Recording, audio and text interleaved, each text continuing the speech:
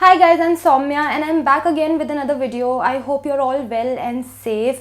So I make a lot of bookish videos on this channel, and in today's video I am going to be reviewing a book which was sent to me by the author, and that book is The Final Weekend, A Stoned Tale by Neal Cassidy. I would like to mention that this is definitely a book that is meant for people who are over 18. It's not meant for children. The Final Weekend, A Stoned Tale is a story about 6 friends who are done with their college and they're about to begin a new chapter in their respective lives.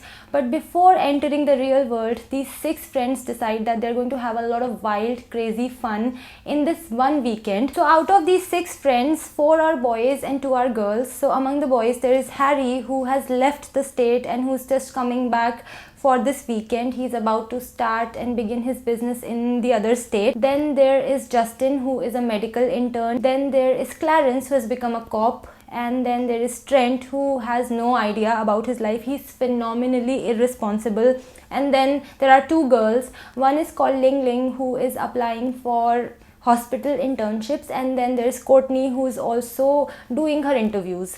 So apart from these 6 characters, there are a few other characters. There is this one guy called Schroeder. I don't know how to say this name. I think it's Schroeder.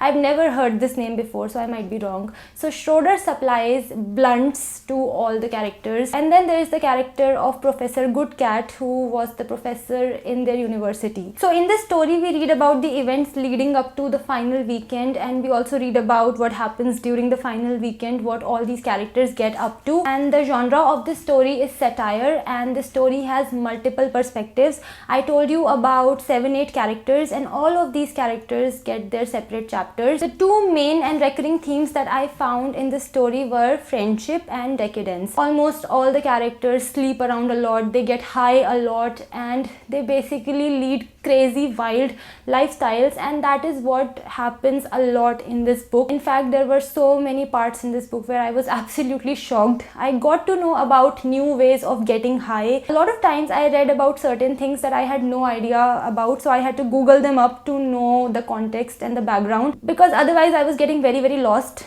as I was reading a lot of new terms and expressions that I had no idea about before. A lot of the portions in this book were quite crazy, but I was still able to process them. Other times they just completely blew my mind. You can say I kind of faced culture shock while reading this book because it got a bit too much. I was able to relate to the fact that they are all students who are about to begin their journey in the real world. The language in this book can be quite unfiltered and raw from time to time. The way the characters talk, it's completely irreverent sometimes. So there were things that I liked in this book, and then there were things that I did not like in this book. So the first thing that I really liked in this book was the friendship aspect in the story, because I think that's really solid. There are a lot of flashback scenes and situations in the book where we read about how these characters became friends. Those parts are written very effectively, and they even made me emotional from time to time. And then another thing that I really liked about this book was that there were a lot of laugh out loud moments in this story. So these characters play this certain game. I'm not going to tell you what that game is, but reading those parts where they were playing that game was really fun. And also there are some really cheeky and fun moments in the book that I rather enjoyed. So now talking about what I did not like in this book. So the first thing is that the transitions in this book happen without any warning and heads up. In one sentence, the character is walking on the pavement, and in the other sentence, the character is already in his apartment kitchen.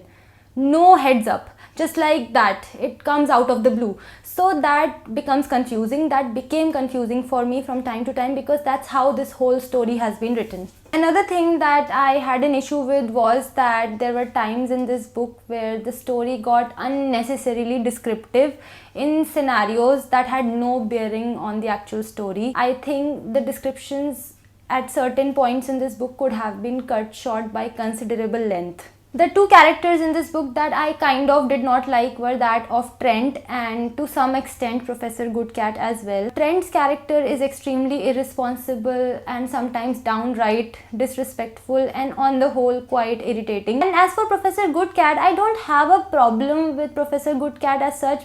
It's just that I do not agree with his lifestyle. I felt while reading about his character that he was a bit too immature, and that he should kind of grow up. If you are willing to be very open-minded and if you are willing to read a story of friendship and extreme decadence, then go for it. But if you are somebody who gets shocked easily, then I would say steer clear of this book because you will be very, very uncomfortable. So that was it. That was my review of The Final Weekend, A Stoned Tale by Neal Cassidy. If you want to get your hands on this book, then I'll leave the link for that in the description box. So that was it for today's video, and if you want to connect with me on my social media, the links are in the description box. I'll see you in my next video.